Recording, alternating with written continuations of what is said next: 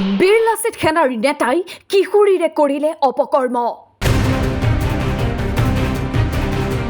কুকান্ত কৰিয়েই পলায়ন ভণ্ট নেতা তপন বুঢ়াগোহাঁইৰ।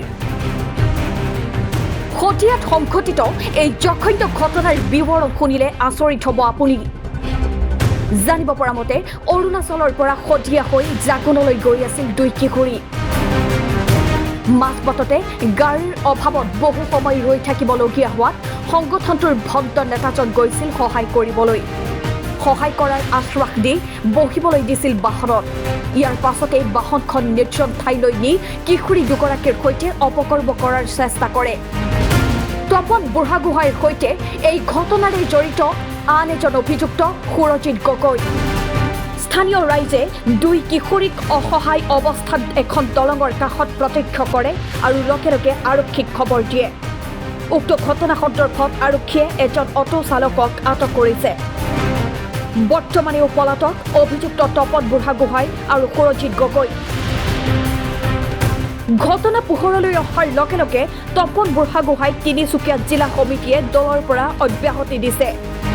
সমগ্ৰ ঘটনা সন্দৰ্ভত প্ৰতিক্ৰিয়া ব্যক্ত কৰিছে অসম চাহ জনজাতি ছাত্ৰ সন্থাৰ কেন্দ্ৰীয় সমিতিয়ে। সভ্য জীৱন কোনফালে গতি কৰিছে তাক আমি দেখিবলৈ পাইছোঁ। এটা দল সংগঠনৰ নেতৃবৃন্দই এনেকৈ যদি এটা ঘটনা সংগঠিত কৰে তাতকৈ দুৰ্ভাগ্যজনক কি হ'ব।